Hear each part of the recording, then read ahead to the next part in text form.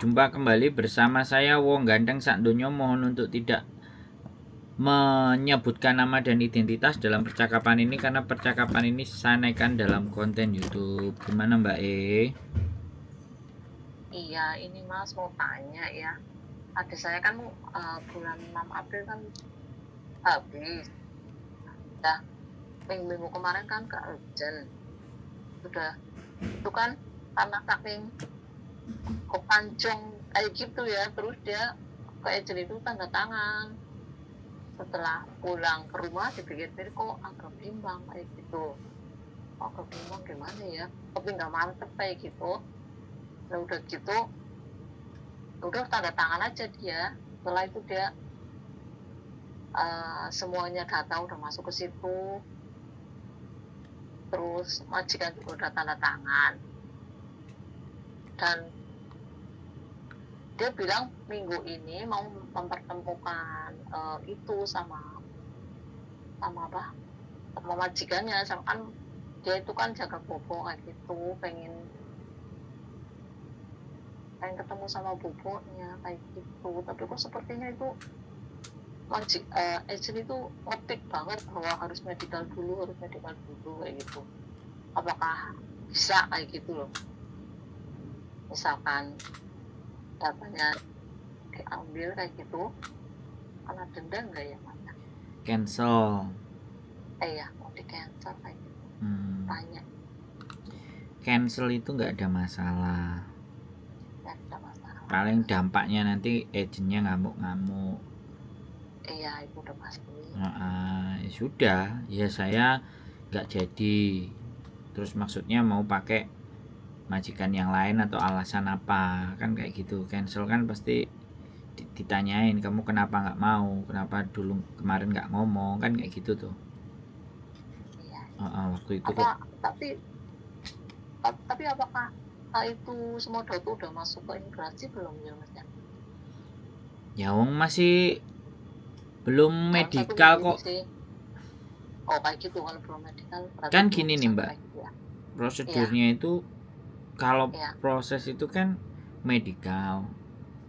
Habis medical terus dimintakan tanda tangan ke KJRI.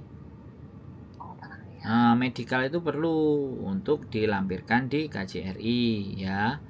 Setelah dilampirkan di KJRI, barulah dikembalikan ke agent setelah dicap oleh KJRI. Karena kan proses ke imigrasi Hongkong kan harus ada legasnya dari KJRI.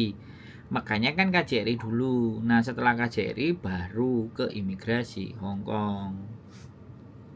Jadi kalau dia dipaksa untuk segera medical itu supaya kontraknya bisa dimasukin ke KJRI. Kalau dia belum medical maka kontrak itu belum dimasukkan, gitu ceritanya. Bisa dipahami? Tapi nggak ada masalah itu. Tapi nggak ada masalah itu sudah tanda tangan sama majikan kayak gitu. Ya kalau masalah tanda tangan sama majikan itu kan kesepakatan. Tapi kalau dia belum medical kan ya belum bisa masuk ke KJRI. Bisa dipahami nggak? Biasanya kalau sudah medical masuk ke KJRI, biasanya kalau majikan sudah juga oke dan tanda tangan, majikan pun membayar uangnya ke agent untuk agent ngurusi.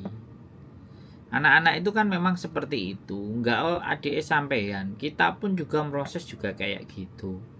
Majikane ya anak emo, ya kan, giliran nanti kurang saiti kabeh diiyani. Setelah diiyani 2 bulan 3 bulan ngebreak. Jadi kita sekali lagi ya, orang-orang kita itu begitu, karena kalau Hongkong ya komitmen gitu. Karena ketika dia sudah mau, orang Hongkong itu bayar Mbak.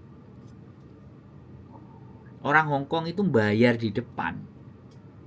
Nah ketika orang Hongkong bayar di depan, otomatis agent itu harus make sure, memastikan si anak ini untuk benar-benar iya, kan gitu tuh. Jangan sampai ya kan, majikan sudah iya kasih duit, anaknya nggak mau. Nggak maunya ngomongnya sudah seminggu, sudah 2 minggu, udah 3 hari, udah 4 hari. Ya otomatis kan agent itu jadinya anak ini kok pelin-pelan. Ya alasannya apapun lah, mau dapat majikan dari agent yang lain atau apapun ya semuanya nggak ada masalah. Karena memang di situ kalahnya agent itu kalah kalau untuk urusan di situ. Jadi si sang anak tadi nyari agent-agent lain kan masih bisa.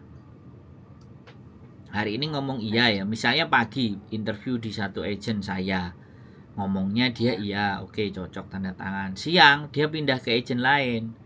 Nah ternyata yang di agent lain yang oke, otomatis yang sayanya yang iyanya kan jadi cancel. Bisa dipahami nggak mbak? Iya, bisa. Ya seperti itu. Makanya kenapa banyak agent-agent ya memproses itu dibilang di telepon nggak bisa, jahat dan semuanya. Jadi kalau misalnya ya kan interview terus agentnya mau ya majikannya mau kitanya masih ragu, kasih waktu saya 2 hari gitu. Jadi jangan diiyain kan seperti itu. Nah kadang-kadang namanya agent yang mau dapat uang, mau dapat bonus, dapat fee, dapat semua kan, udahlah ini loh majikannya bagus begini begitu. Nah itu agent. Kalau saya enggak, saya selalu bilang kalau sama saya majikan semuanya enggak ada yang baik, saya bilang sampai dia tahu cara Anda bekerja gitu. Ya sekalian, kalau mundur biar mundur sekalian, kalau maju ya maju sekalian, kan kayak gitu tuh mbak. Intinya mau cancel tidak menjadi persoalan, nggak usah takut, cancel aja, nggak jadi Gitu. Terus nanti diambil paspornya kayak gitu ya Mas ya. ya? Diambil. Kalau dia masih nahan gini ribut marah telepon 999 aja, suruh datang ke agent itu, selesai. Paham nggak? Paham Mas. Ya udah ya Mas ya. Kayak gitu aja. Terima kasih banyak sarannya. Oke, siap. Terima kasih. Iya. Yo. Terima kasih banyak Mas. Oke, Waalaikumsalam. Oke teman-teman semuanya cancel. Sekali lagi kejadian cancel ini nggak 1-2 teman-teman ya, banyak banget yang cancel ya, terlepas melalui saya atau tidak dengan saya. Cancel bojoku banyak nggak? Ada tapi enggak. Ada, kalau bojoku ada tapi nggak banyak. Bukan cancel sih. Apa? Dia lebih nggak mau. Pilih-pilih majikan. Oh, pilih-pilih majikan. Kalau cancel itu sudah proses sudah jalan. Tapi kalau masih pilih-pilih ya nggak apa-apa. Mending memang pilih-pilih, jangan diiyakan dulu. Ya, gitu. Cuman kadang-kadang kalau setelah kita tunggu 2 hari itu wis alamat, agent wis nggak akan pakai kita lagi biasanya. Kalau banyak pertimbangan kayak gitu, agent mesti cari yang lain langsung.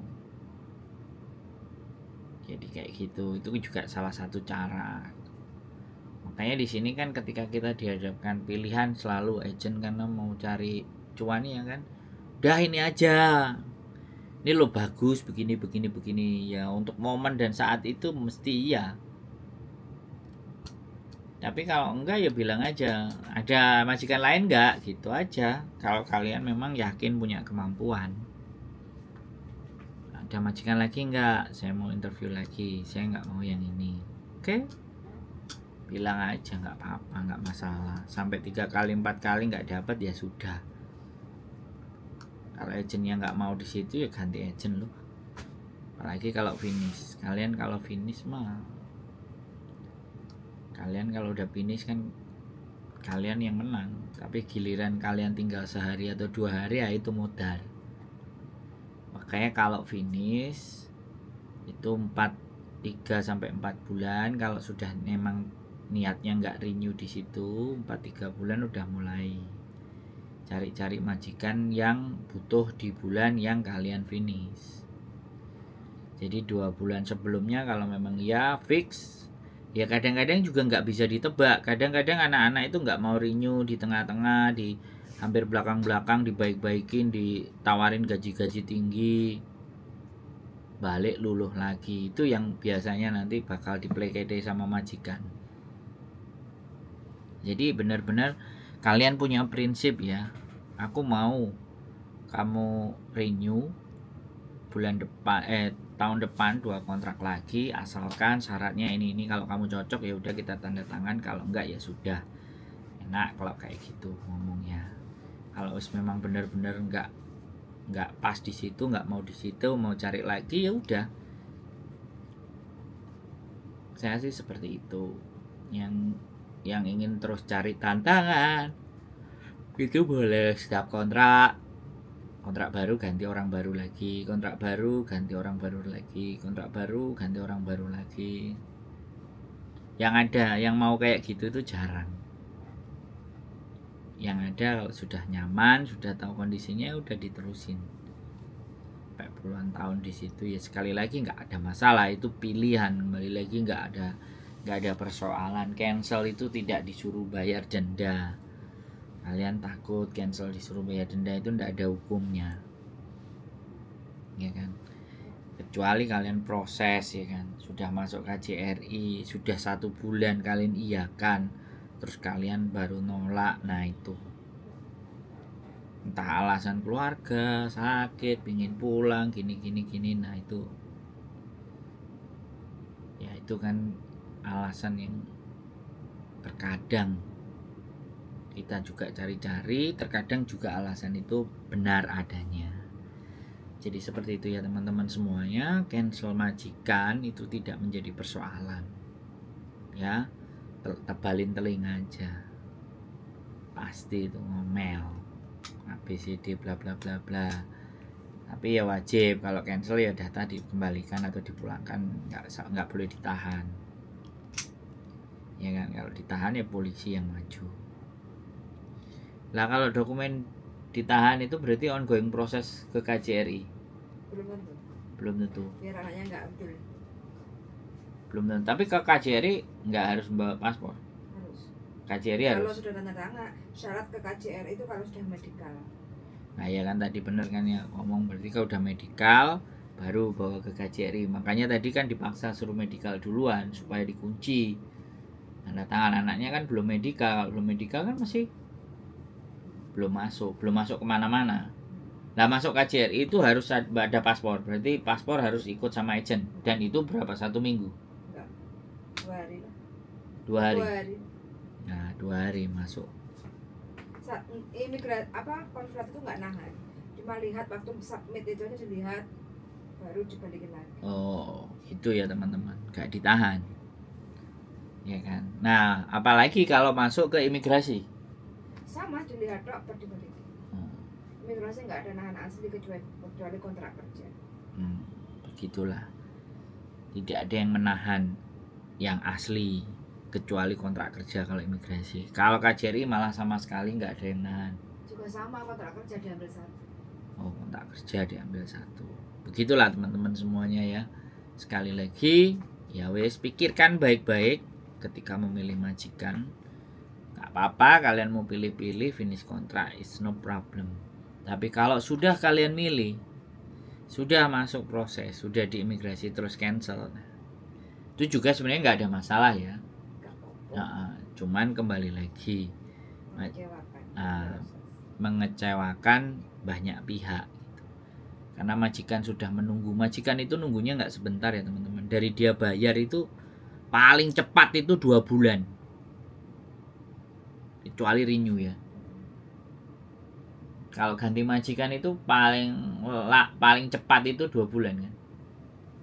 Proses sama, tergantung kapan masukin ke imigrasi. Nah ya dari terhitung masukan 6 minggu. apply itu berapa? 6 minggu. Nah, 1 minggu 6 minggu, 1 bulan setengah, paling cepat bisa turun.